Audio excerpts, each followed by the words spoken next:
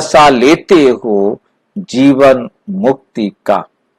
जिनको मुक्ति का वर्षा मिलता है वे भी जीवन मुक्ति में आते जरूर हैं। लाइन समझ में आई है? जिनको मुक्ति का वर्षा मिलता है उनको भी वे भी जीवन मुक्ति में आते जरूर हैं। क्या मतलब है इसका भाई? द्वापर से आते हैं भाई जी। हाँ, वो द्वापर से आए तो जीवन मुक्ति में कैसे आएंगे फिर वो? ये तो गलत बात है। सबको जीवन मुक्ति मिलता है भाई। सबको जीवन मुक्ति मिलता है, चाहे वो ज्ञान लेवे या ना लेवे। बाबा को तो सभी जानेंगे, सभी पहचानेंगे। ऐसा है भाई जी। हाँ जी। जब जब आत्मा जन्म लेती है, वो चाहे द्वापर के बाद हो, तो उसका पहला जो जन्म होता है वो जीवन मुक्त जन्म होता है। हाँ, जो पहला जन्म होता है वही उसका जीवन मुक्त जन्म होता है, जिसके बाद फिर वह गिरता जाता है। उसे भी 4 अवस्थाओं में से गुजरना पड़ता है। ठीक है, सभी आत्माओं को चारों अवस्था से निकलना पड़ता है। हाँ, तुम्हारा ये है 84वां जन्म। तुम्हारा ये कौन सा जन्म है? 84वां जन्म। ठीक बात है, 84वां जन्म। ठीक बात है। तो पहला जन्म कौन सा है और 84वां जन्म कौन सा है, ये अब स्पष्ट करो। 84वां जन्म कौन सा है और पहला जन्म कौन सा है? कौन बताएगा? जब हम ब्राह्मण बने, बाद में हमारा आपको अपना बनाया, तो वो फर्स्ट जन्म हो गया। क्योंकि हम ये बात अच्छी तरह से जानते हैं कि 8 जन्म सतयुग में, 12 जन्म त्रेता में, 21 जन्म द्वापर में, 42 जन्म कलयुग में, ये 83 जन्म होते हैं और 84वां जन्म संगम युग पर होता है। और ये जो 84वां जन्म है ये मर जीवा जन्म होता है। कौन सा जन्म होता है? मर जीवा जन्म, जीते जी मरने वाला जन्म, डायमंड जन्म। ये हीरा जन्म अनमोल था, कोड़ी बदले जाए, ये वो जन्म है। बाकी पूरे कल्प में जितने भी जन्म होते हैं उनको कोई भी हीरा जन्म नहीं कहेंगे। ये डायमंड गोल्डन जन्म होते हैं, ये सिल्वर होते हैं, ये द्वापर में कॉपर होते हैं, कलयुग में आयरन होते हैं। केवल संगम युग है जो जन्म डायमंड जन्म होता है। और डायमंड जन्म हमें अच्छी तरह समझ में आ चुका है कि डायमंड जन्म वो होता है जो हम बाबा की श्रीमत पर चलकर स्वयं अपने एक एक दाग को मिटाते हैं। फ्लॉलेस बेदाग हीरा हम बनते हैं। इस बेदाग हीरा बनने के प्रोसेस के कारण इसको हीरा जन्म कहा है कि हम अपने एक एक कमी, एक एक दोष को अपने जीवन से निकालते जाते हैं और हम बेदाग हीरा बनते हैं। अब सारे तो बेदाग हीरा नहीं बनेंगे, परंतु डायमंड जन्म सबका है, चाहे वो अपनी एक कमी निकाले, चाहे 2 कमियां निकाले, चाहे 100 कमियां निकाले। तो डायमंड जन्म हमारा उतने अपने आप को तराशने का। हाँ, अपने आप को तराश के अपन जितना मूल्यवान हीरा बनने का। हाँ, हर एक बनेगा, चाहे वो 1% बनाए, चाहे 2% बनाए, चाहे 10% बनाए, चाहे 20% बनाए, चाहे 100% बनाए, पर तो उसने अपने आप अपनी कमियां तो निकाली ना। तो उस कमियां निकालने के कारण, फ्लॉलेस बनने के कारण जो प्रोसेस में आए वो सब के सब हीरे हैं, वो सब के सब डायमंड हैं। और वो जन्म हमारा उतना समय ही होता है जितना समय हम बाबा की श्रीमत पर चलकर अपने आप को तराशते। तो वो हमारा जन्म डायमंड जन्म और 84वां जन्म, डायमंड जन्म और 84वां जन्म होता है। ये बात मैं समझता हूँ। भाई जी आपने फर्स्ट जन्म कहेंगे ना सुबह भाई जी, इसे फर्स्ट जन्म कहेंगे। अब हम दूसरा आपका जो डाउट खड़ा हो रहा है, पहला जन्म कौन सा है, तो उसके लिए भी आपने सुबह बताया था कि ये डायमंड जन्म पहला भी है और लास्ट भी है। हाँ कैसे है उसको हम देख रहे हैं। पहले हमें ये समझ में आ गया कि ये 84वां जन्म है, तो ये 84वां जन्म डायमंड जन्म कहलाता है, क्योंकि इसमें हम अपने आप को सुधारते हैं। परंतु जब हम जितना हमने सुधरना था, चाहे 1% सुधरना था, 10% सुधरना था, 50% या 100%, जितना भी हमको सुधरना था सुधर गए, वही हमारी सबकी 100% स्टेज है। ये बात समझ में आई है? चाहे वो हम 100% है तो वो मेरी 100% है, 80% सुधरा हूं तो भी मेरी 100% है, 60% सुधरा हूं तो वो भी मेरी 100% है, 40% सुधरा हूं तो वो भी मेरी 100% है। मैं यदि 1% भी सुधरा हूं तो वो भी मेरी 100% है, क्योंकि ये बात अभी हमने 1 मिनट पहले मुरली में पढ़ी कि जीवन मुक्ति सबको मिलती है। जैसे कि अभी हमने चर्चा किया कि हमारा जन्म जो पहला पहला होता है वो हमारा जीवन मुक्ति वाला होता है। हमें 4 अवस्थाओं में से वहीं से गुजरना होता है। यहां आकर हम कर्म करके जीवन बंधन में फंसते जाते हैं। तो हमें समझ में आया कि हमारा पहला जो 84वां जन्म है वो ये हीरा जन्म है। परंतु जिस सेकेंड हम सारे के सारे ये 12 बजे ये सुई जो ना यहां आएगी ना 12 बजे, समझ रहे हैं बात को? जब ये मिनट वाली सुई 12 पर आएगी, हर एक आत्मा अपनी अपनी संपूर्ण अवस्था को प्राप्त करेगी। इसमें कोई डाउट है? नहीं। उसी जो अवस्था उसने प्राप्त की है उसी अवस्था के आधार पर, चाहे वो 100% है तो शुरू में आ जाएगी, यदि कम है तो उतना देर से वो आती जाएगी, और जब वो आएगी वहीं से उसका गिरना शुरू हो जाएगा। तो जो भी आत्मा इस संसार में आएगी तो उसके तो 8 जन्म होंगे ना। पहले हम 84 जन्म वाली आत्मा को देखें, फिर हम दूसरे को देखेंगे। जो आत्मा 100% बनी है वो वेरी फर्स्ट डे इस परम धाम में जाएगी, और वहां से यहां आकर के चाहे अपने शरीर को पहनकर खड़ी होगी, तो उसका पहला जन्म यहां से ही शुरू होगा। जबकि भाई जी 35 वर्ष रहते वो जन्म में कटिंग किया जाएगा क्या, उसको छोड़ दिया जाएगा? वो पहले जन्म में 150 वर्ष की अवस्था में काउंट होगा, ठीक है नहीं? और उसको हम कैसे भी कर सकते हैं, क्योंकि यदि वहां कम है तो यहां पर बन गए, तो यहां से यदि 1250 है, 1250 पूरे 5000 साल है ना। चाहे उसको आप इस कल्प में काउंट करोगे, चाहे उस कल्प में काउंट करोगे, एक ही कल्प में काउंट करोगे ना। 160 होता है समझो।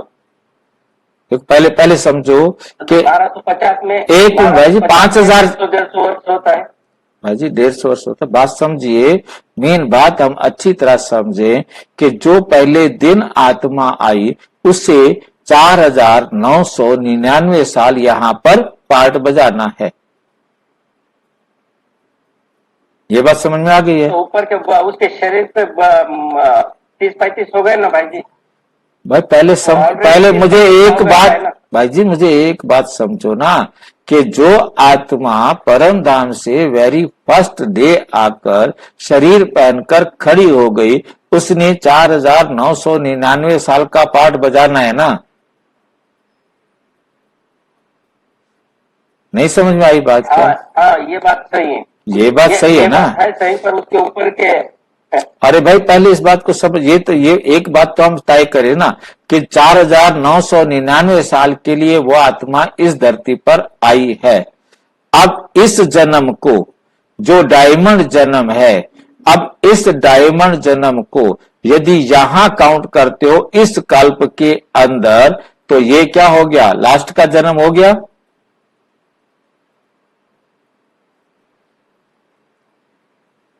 हाँ हाँ। ठीक है कि नहीं।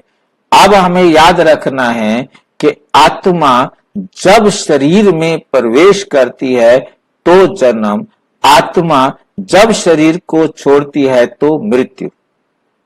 अब आत्मा के जन्म को हमने समझ लिया कि आत्मा जब गर्भ अवस्था में अपने भ्रूण में प्रवेश करती है तब से उसका जन्म शुरू हो जाता है। तो श्री कृष्ण के 84 जन्म यहां से शुरू हो जाते हैं। 5000 साल उसके यहां से पूरा चक्कर लगाने के बाद यहां पूरे 5000 साल होंगे कि ना कि यहां होंगे। यहां जो जितना भी 30 साल पहले 35 साल पहले कृष्ण की आत्मा ने गर्भ में प्रवेश किया, जो पवित्र गर्भ उसके लिए तैयार हुआ, उस प्रवेश के समय से उसके 5000 साल या 4999 साल यहां से शुरू होंगे और यहां ठीक 5000 साल बाद फिर वो आत्मा उसी प्रकार से शरीर में प्रवेश करेगी। अब प्रवेश करने के बाद उसका जन्म हो गया, ठीक है। अब जन्म होने के बाद जैसे वो आत्मा, हम अब मैंने प्रवेश कर लिया जिस शरीर में मैं बैठा हूं, इस शरीर को मैंने छोड़ दिया थोड़ी देर के लिए, 2 घंटे 4 घंटे के लिए शरीर को सुला दिया और मैं 2-4 घंटे के लिए कहीं चला गया। रोजाना जब हम सोते हैं हम अपने इस शरीर को छोड़ देते हैं। कितनी बार छोड़ते हैं? जितनी बार हम सोते हैं हम इस शरीर को छोड़ देते हैं। परंतु ये जन्म तो हमारा एक ही गिना जाएगा ना, क्योंकि हमारा शरीर वर्क कर रहा है, एक शरीर वर्क कर रहा है। जब तक वो वर्क कर रहा है उसे एक ही जन्म कहा जाएगा, उसे 2 जन्म नहीं कहा जाएगा। तो हमें बहुत क्लियर अच्छी तरह से समझ लेना है कि कृष्ण की आत्मा ने जो यहां प्रवेश किया था, शरीर तो वही था। 1 साल के लिए वो परम धाम चली गई, परंतु आकर के वापस अपने ही शरीर को पहनकर खड़ी हो गई। तो उसको हम मृत्यु नहीं कहेंगे, उसका जन्म नहीं कहेंगे कि भी अब उसका जन्म हुआ है कि उसने शरीर में प्रवेश किया, परंतु उसने आकर रिजोरेट कहेंगे क्या भाई जी, उसे रिजोरेट कहेंगे? रिजविनेट कहते हैं। बाबा कहते कि मैं आकर, जो आत्मा आती है वो आकर अपने शरीर को पहनकर खड़ी होती है, क्योंकि ये चक्र अनादि और अनंत है, चलता रहे, कभी ये रुके नहीं। इसलिए इसके अंदर ये रखा गया कि पहले से शरीर बनाकर रखा जाए, वरना ऊपर से आकर पहला शरीर कौन बनाएगा। शरीर का कलम लगाया है तो ये कलम तैयार करके जा रहे हैं। तो जिसके लिए मैंने आपको स्पष्टीकरण भी दिया था कि स्वामी दयानंद से भी पूछा गया था, तो उन्होंने भी यही कहा कि सृष्टि के आदि में युवा थे। तो ये युवा जो आदि में आए उनसे सतयुग शुरू हुआ।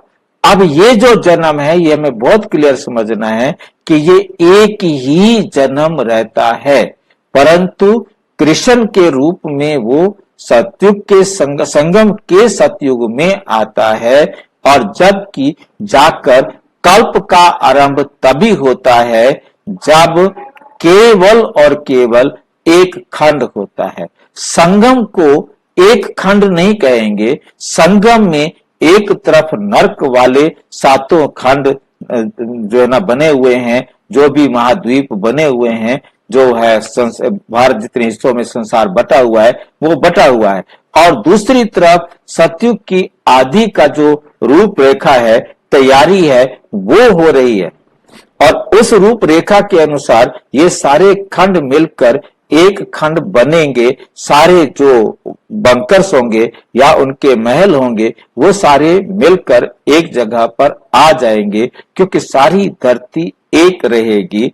और नया कल्प जो शुरू होगा उसको यहां से कहा जाएगा जब इस धरती पर कोई आसुरी मनुष्य नहीं रहेगा। ये भी मुरली में कहा गया कि जब श्री कृष्ण का जन्म होता है तब कुछ पतित लोग होते हैं, पर जहां पर वो जन्म लेता है उसके आसपास कुछ पतित लोग जरूर होते हैं, ठीक है नहीं, क्योंकि पतित माता पिता तो है ना भाई जी, पतित विकार से जन्म लिया, हाँ, माता पिता ही है। उसका पहला प्रमाण यही है कि उसके माता पिता का जन्म विकार से हुआ है, परंतु उनके माता पिता ने उन्हें निर्विकारी जन्म दिया है। तो हमें समझ में आ रहा है कि ये जो जन्म है हमारा, जो पीक पर पहुंचना, ये जो पीक पर पहुंचना है, ये हमारा कंप्लीट डायमंड जन्म होता है। वो है पढ़ना, वो है पढ़ना। हाँ भाई, जैसे ध्यान से एक मिनट सब समझ लो, मैं जरा इस पर स्पष्ट कर दूं कि ये जो है ना हमारा जो चल रहा है जन्म, ये प्रोसेस है। जैसे किसी बच्चे ने डॉक्टरी के कोर्स में एडमिशन लिया है, अब वो पढ़ता रहता है, उसे वुड भी डॉक्टर कहेंगे, परंतु उसे डॉक्टर नहीं कहेंगे। जिस समय उसका रिजल्ट निकलता है, उस समय उसको एक्चुअल डॉक्टर कहेंगे। तो ये जो हमारा संगम समय चला, किसका, चाहे वो 1 साल का हो, 2 साल का हो, 10 साल का हो, 90 साल का हो, मतलब 100 साल का हो, जिसका पूरा संगम समय जो चला, उस संगम समय में कितना समय डायमंड बनकर के उसने अपना अपना पार्ट चेंज किया, अपने आप को फ्लॉलेस बनाया, वो जो पीरियड था वो सारा पुरुषार्थ का था। इसलिए बाबा क्या कहते हैं कि 1 सेकंड में जीवन मुक्ति। 1 सेकंड वो है जिस सेकंड में रिजल्ट निकलता है, जिस सेकंड में हम एग्जाम देते हैं, जिस सेकंड में हमें डिग्री मिलती है, वो हमारा सेकंड होता है इस घड़ी के हिसाब से ठीक 12 बजे। 12 बजे हमको भी डिग्री मिलेंगी साथ साथ में। हाँ, सबको डिग्री मिलेगी। डिग्री हाँ बिल्कुल, सबको डिग्री मिलेगी। मिलेंगी क्या, अपना अपना मिलेंगी? सबको अपनी आप भाईजी की बात सुन ले दो। सबको डिग्री मिलेगी, और सबको डिग्री वही मिलेगी जिस परसेंटेज पर वो टॉप पर पहुंचेंगे। वो हर एक की अलग अलग है। कोई अपने आप को 100% पर पहुंचाएगा, कोई 90 पर, कोई 70 पर, कोई 60 पर, कोई 50 पर, वही उसकी डिग्री है। हर एक को वही डिग्री मिलेगी। उसी डिग्री के साथ वो आत्मा परम धाम या परम अवस्था में जाएगी। तो वही उसका पहला जन्म है। ये पहले जन्म का प्रोसेस था सारा का सारा, किसका कितना भी लंबा हो, वो डायमंड जन्म सबसे पहला जन्म वो है डायमंड। जिसके बाद जैसे ही वो आत्मा परम धाम से नीचे आएगी तो उसका गोल्डन पीरियड होगा 1/4 उसका सिल्वर पीरियड होगा, 1/4 उसका कॉपर पीरियड होगा, 1/4 उसका आयरन पीरियड होगा। चाहे वो आत्मा 5 साल के लिए आए, चाहे 50 साल के लिए आए, चाहे 60 साल के लिए आए, 4000 साल के लिए आए, चाहे 5000 साल के लिए। मेरे ख्याल से आपको, हाँ जी, हाँ सवाल पैदा होता है। हाँ बोलो। जैसे आपने बताया था कि श्री कृष्ण ने 2002 के आसपास जन्म ले लिया है, ठीक है, तो जरूरी है वो इस टाइम 21-22 साल के हैं। हाँ जी। तो क्या वो गुप्त है या किसी संगी साथी कौन है उनके आस? सिर्फ वही संगी साथी हैं उसके साथ जो यहां से यज्ञ से गए हैं, जिन्होंने उनके आसपास ही पड़ोस में जन्म लिया है। उनके लिए एटमॉस्फेयर ही वही। हाँ जी। तो उनको श्री कृष्ण को किसी ने नहीं देखा, और न मतलब उसके संगी साथी जो कहते हैं कि हमें श्री कृष्ण के साथ रहने का सुख मिला है, वो तो फिर गिने चुने हुए। बिल्कुल गिने चुने होंगे, वही आत्माएं होंगी ना जिन्होंने सतयुग के आदि में आना है। हालांकि वो बाकियों के संपर्क में आएंगे, पतितों के भी संपर्क में आएंगे। ये तो है नहीं कि पतित उनको नहीं मिलेंगे, पतित भी मिलेंगे, परंतु वो उसे ये नहीं समझेंगे कि ये कृष्ण है। उसको वो भी नहीं समझेंगे। स्वयं को नहीं जानता, मैं श्री कृष्ण बोलते, उसका नाम भी श्री कृष्ण है, पता नहीं नाम उसका। हाजी, उसके जो साथ वाले हैं वो भी उसको नहीं समझते होंगे कि ये श्री कृष्ण है जिसने सतयुगी जन्म ले लिया है। क्योंकि दादी प्रकाश मणि ने ये बड़ा अच्छी तरह से राज स्पष्ट किया हुआ है। बाप दादी ने आके बताया कि हम नीचे मिलकर काम करते हैं, परंतु हम एक दूसरे को पहचानते नहीं। काम मिलकर करते हैं, हम एक दूसरे को पहचानते नहीं। ऊपर जब हम आते हैं सूक्ष्म वतन में बाबा से मिलन मनाने या मीटिंग में प्रोग्राम बनाने, प्रोग्राम लेने के लिए, उस समय हम उस रूप में आते हैं जिस रूप में हम यज्ञ में थे, जिस रूप में। पैदा होती है भाई जी। हाँ जी, आप कहना ज्यादा पूछते हैं। जैसे कहा कि श्री कृष्ण को कह चलाने की जरूरत थोड़ी, वो तो एक प्रिंस था, बिल्कुल राजकुमार है। हाँ, तो मतलब वो अच्छे शाही परिवार में जन्म लेगा ना, जरूरत नहीं कि राजा का बेटा बने। इसके लिए भी बड़ा वंडरफुल राज खोला था मुरली के अंदर। मैं वो राज आपको बता रहा हूं। बाबा ने कहा राजा कौन, अब आप बता सकते हो, ये क्वेश्चन पूछा, राजा कौन? जो अपनी कर्म इंद्रियों का राजा। हमने दुनिया वाले स्थूल राजाओं की थोड़ा बात करनी है। जो कृष्ण का पिता बनेगा, जो कृष्ण की मां बनेगी, वो अपनी कर्म इंद्रियों की राजा होंगी ना कि वो दुनिया वाले राजा होंगे।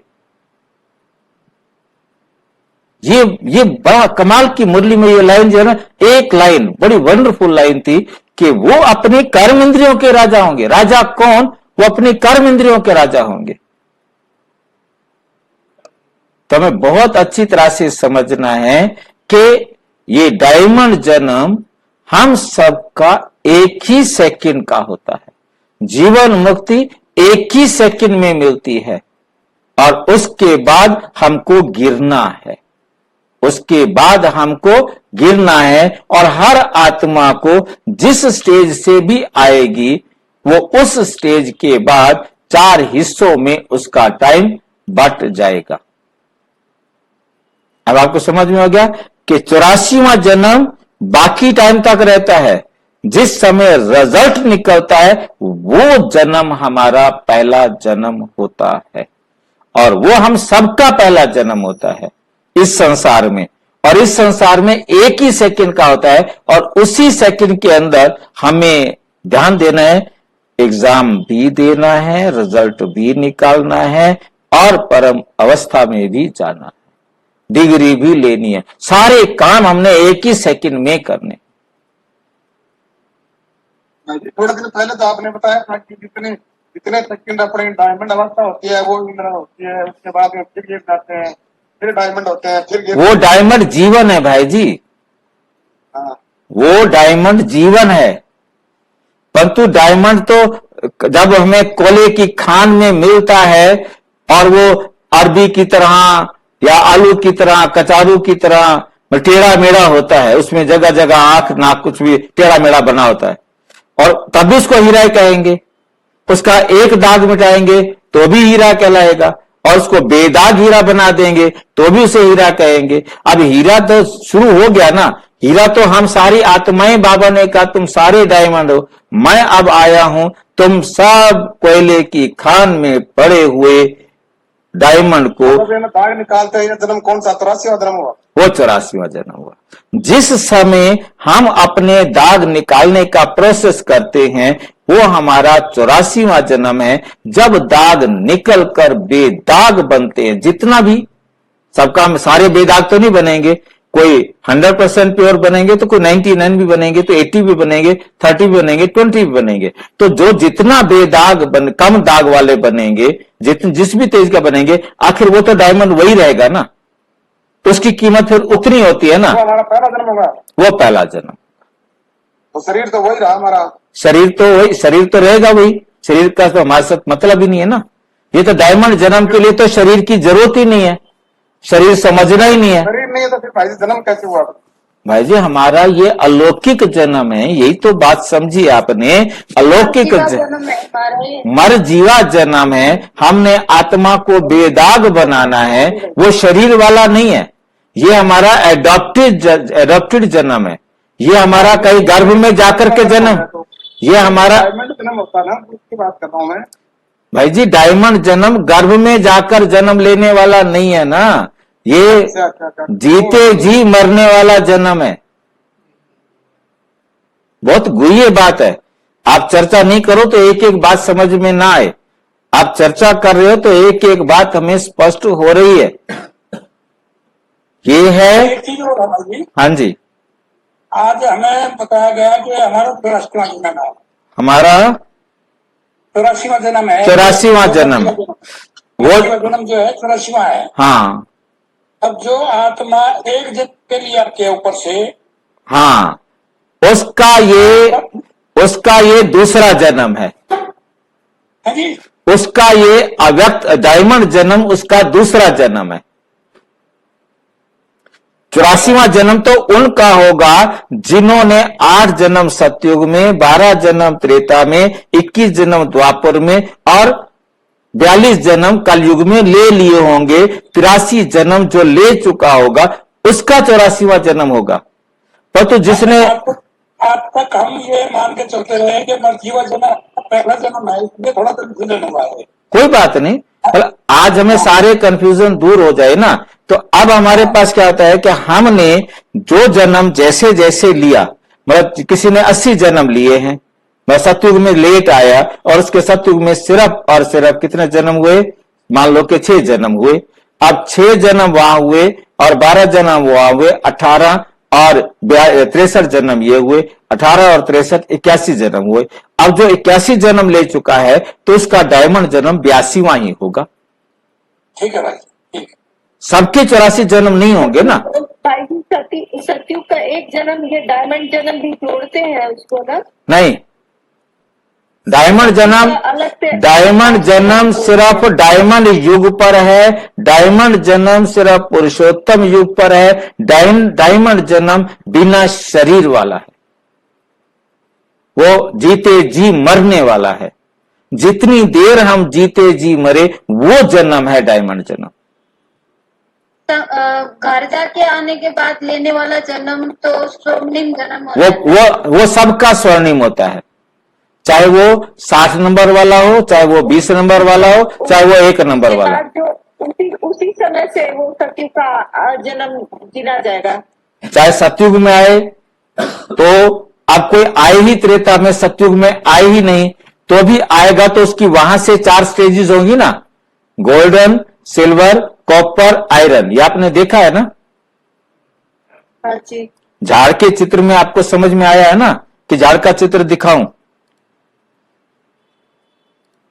ये झाड़ के चित्र के अंदर हमें ये बात अच्छी तरह से समझ में आई है कि हमारे हर एक आत्मा को 4 अवस्थाओं में से गुजरना होता है। जैसे अब कोई भी आत्मा, इब्राहिम है, वो यहां पर आ रहा है, क्या बोलते हैं, द्वापुर में आ रहा है, उसका फर्स्ट पीरियड गोल्डन पीरियड है। उसके 2500 साल में से 625 साल गोल्डन रहेंगे, 625 साल सिल्वर रहेंगे, 625 साल उसके कॉपर रहेंगे, 625 साल काले पति दुनिया वाले रहेंगे। समझ में आई ये बात? तो इसका पहला जन्म गोल्डन ही रहेगा। चाहे कौन अपना क्राइस्ट आएगा, वो 2000 साल के लिए आएगा, उसका 500 साल गोल्डन, 500 साल सिल्वर, 500 साल कॉपर, 500 साल आयरन।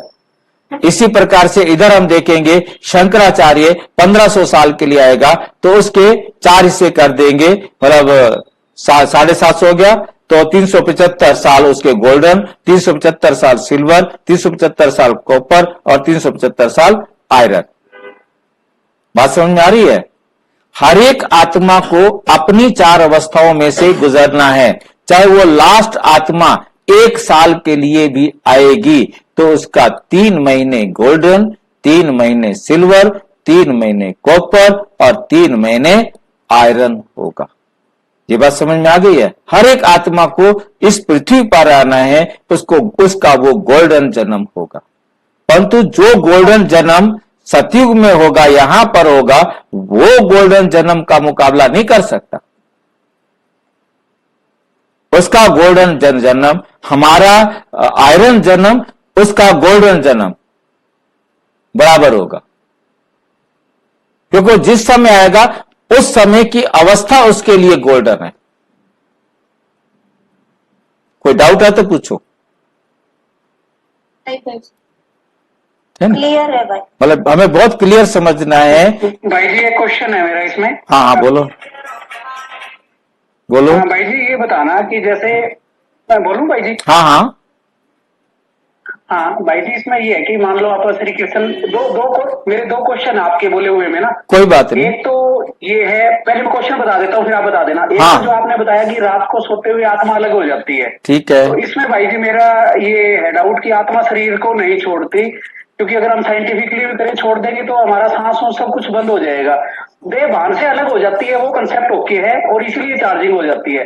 दूसरा पॉइंट ये था भाई जी कि जैसे 2002 में हम मानते हैं कि श्री कृष्ण ने गर्भ में जन्म ले लिया और उसका पाठ चल रहा है, तो बेसिकली हो क्या रहा है कि आपने जैसे बताया, बहुत बढ़िया कंसेप्ट बताया था, परम धाम वाली अवस्था कि जैसे आत्मा भी सुधार रही है, इंप्रूवमेंट होती जा रही है।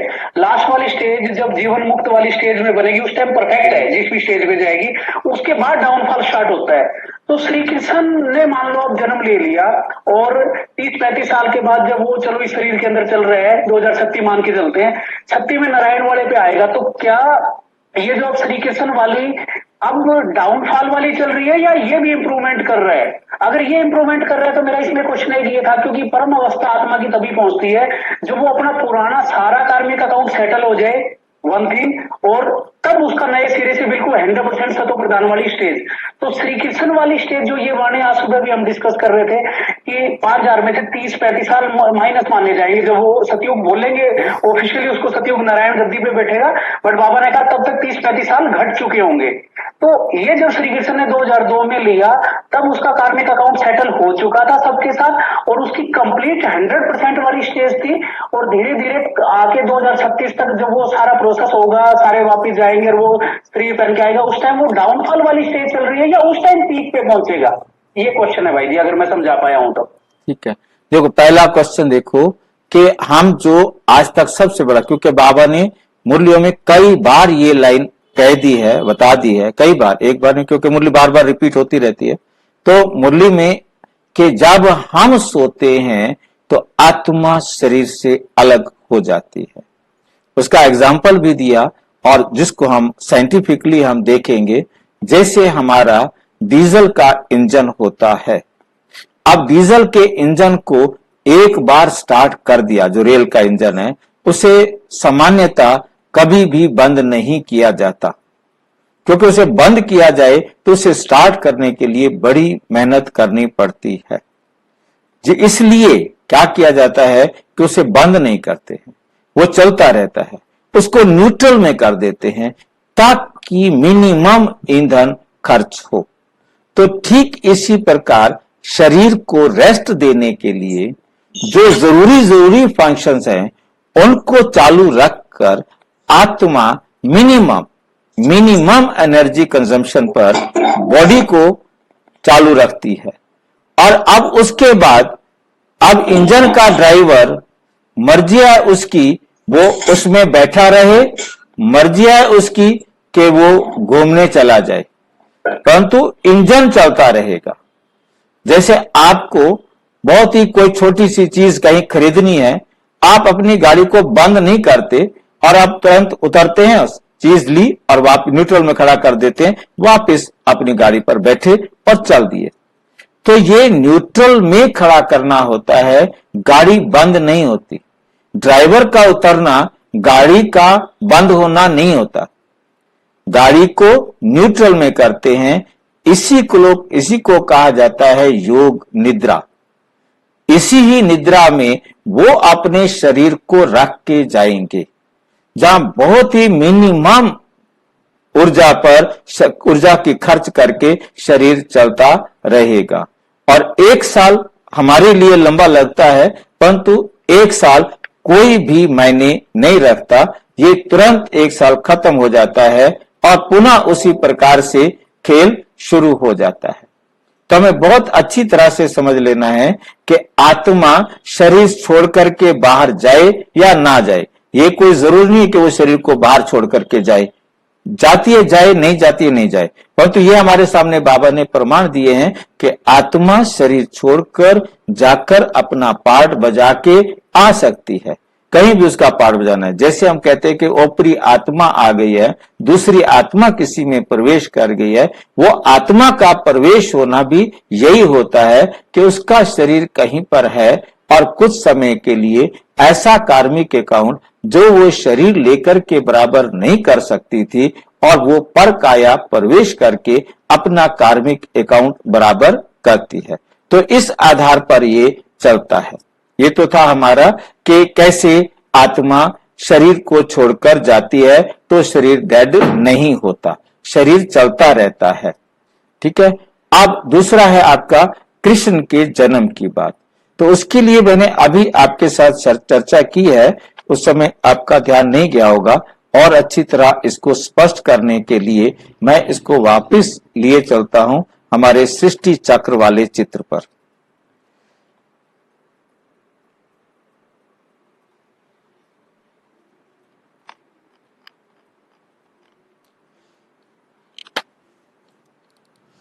ये सृष्टि चक्र वाले चित्र पर हम यहां आ गए। अब हमने स्क्रीन में कुछ नहीं आ रहा, आएगा, सॉरी, क्योंकि स्क्रीन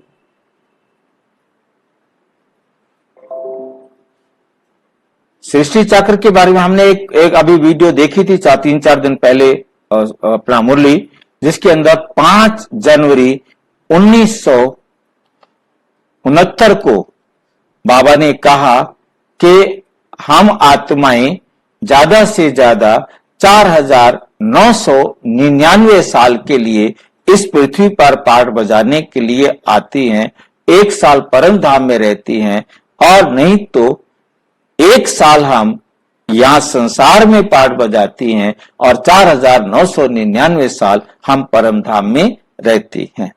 तो उसी के आधार पर हम कृष्ण को ले रहे हैं, जिसने 1 साल परम धाम में गुजारना है। उसके यहां से लेके यहां तक 4999 साल का पार्ट है इस पृथ्वी पर पाठ बजाने का। और जब उसका 4999 साल पाठ बजाने का है इस पृथ्वी पर, और उसने उसमें 84 जन्म लेने हैं, उसने उसमें 84 जन्म लेने हैं, और 84 जन्म लेने के बाद उसने फिर से ये चक्र चलना है, फिर से ये चक्र चलेगा ही चलेगा। तो ऑटोमेटिक ये चक्र चलेगा। आपको दिखना बंद हो गया होगा, दिख रहा है भाई जी, अब दिख रहा है ना? चक्र दिख रहा है। ठीक है। तो अब उसके बाद क्या होता है कि 4999 साल के अंदर उसने 84 जन्म या 84 शरीर में से 83 शरीर लेने हैं, और एक उसने डायमंड जन्म लेना है। और डायमंड जन्म उसका पूरे 100 साल का होता है, या हम कहें कि 99 साल का होता है, क्योंकि 99 साल में से 1 साल उसे कहां जाना है? परम धाम में जाना है, ठीक नहीं? या 100 साल का होता है तो 1 साल कहीं और कटता होगा, क्योंकि ये मैं कैलकुलेट नहीं कर सकता हूं। तो अब उसके अंदर क्या होता है हमारे पास, जो जब उसने अपने आप को आत्मा समझकर अपने आप को प्योर बनाना शुरू किया, और बनाते बनाते अंत तक प्योर बनाया, जिसके लिए बाबा के शब्द मैं आपको दे रहा हूं तो आप समझ सकेंगे। जब कोई आत्मा शरीर छोड़ती है तो उसके लिए 3 प्रकार के मैसेज जो संदेश जो है ना ऊपर से आए।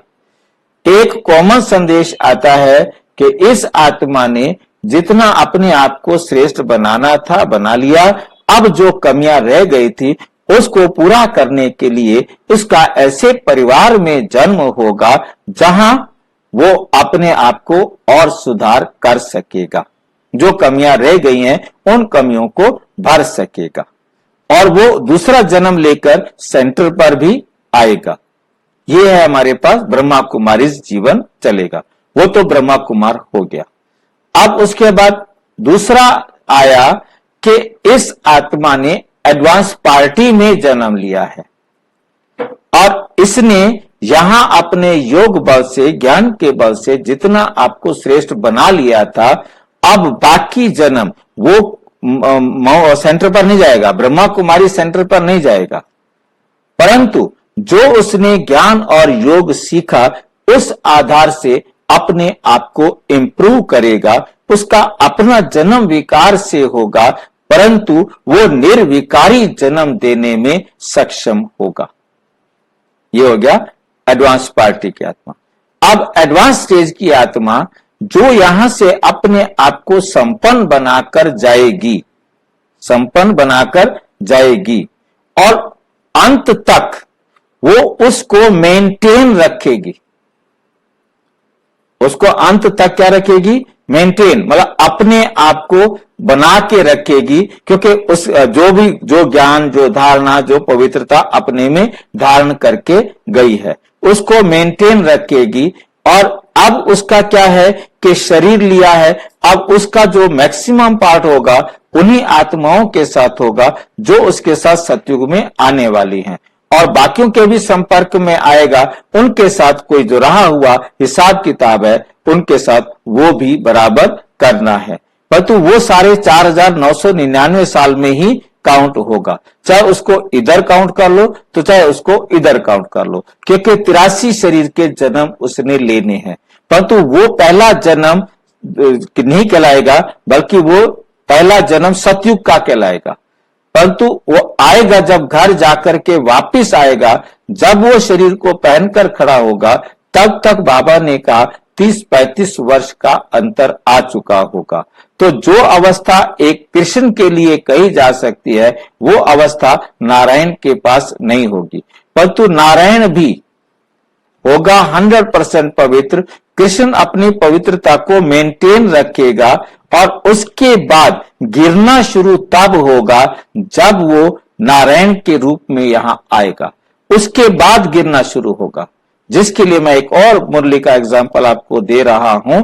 मैं लक्ष्मी नारायण को भगवान भगवती बनाता हूं, लक्ष्मी नारायण को भगवान भगवती बनाता हूं, परंतु लक्ष्मी नारायण को भगवान भगवती नहीं कहेंगे। ये विरोधी बातें हैं, विरोधी बातों को बहुत ध्यान से समझना है।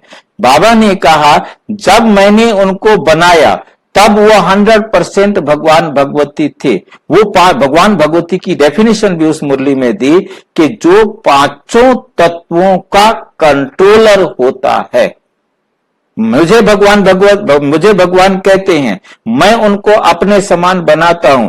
जिस समय वो 100% होते हैं तब उनको भगवान भगवती कहा जाता है, परंतु धीरे धीरे वो देह में आकर चाहे 1% भी डाउन हुए, 0.00001% भी डाउन हुए तो डाउन हो गए ना।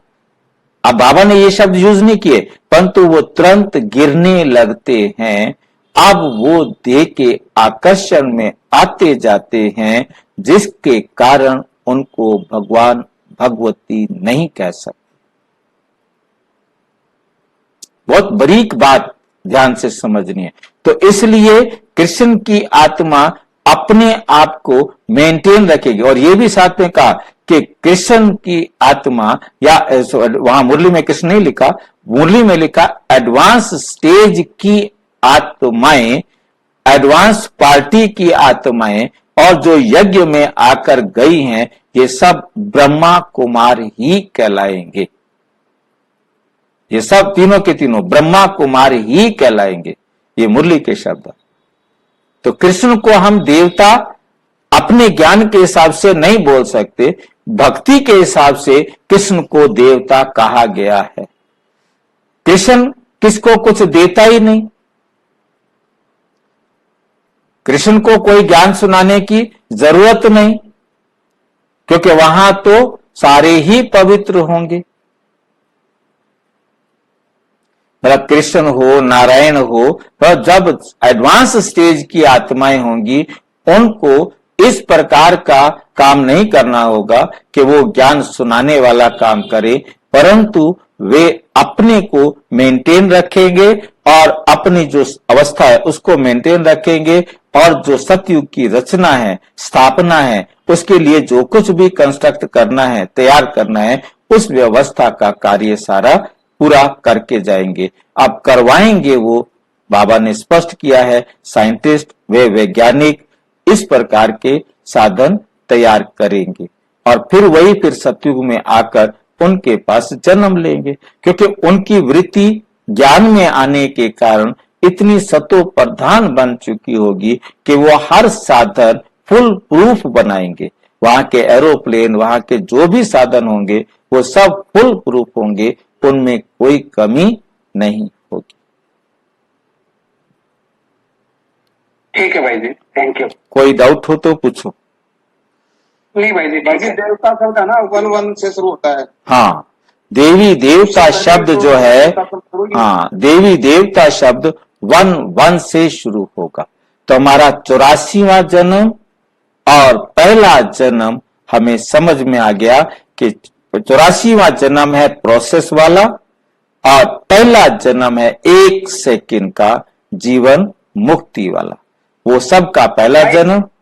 इसी में भाई जी श्री कृष्ण का तो पहला जन्म 2002 से ही हो गया ना, उनकी परम अवस्था तो पहुंच चुकी। नहीं, कंक्लूजन में मैं यही समझ के चला हूँ। नहीं, क्योंकि मेंटेन किया ना सर 2002 से 2036 तक भाई जी। बेशक मेंटेन, पीक अवस्था को मेंटेन किया है। हाँ, उस पीक अवस्था को मेंटेन रखा ना, और मेंटेन रखने के कारण उसका जन्म जो मुक्ति की अवस्था जो कहेंगे ना, जो 1 सेकंड का, वो उसका भी 1 सेकंड का ही रहेगा जिस समय वो परमधाम जाएगा। शरीर में रहने वाला जन्म तो नहीं कहलाएगा ना, शरीर में रहने वाला जन्म तो यह है ही नहीं ना, ये मर जीवा जन्म है।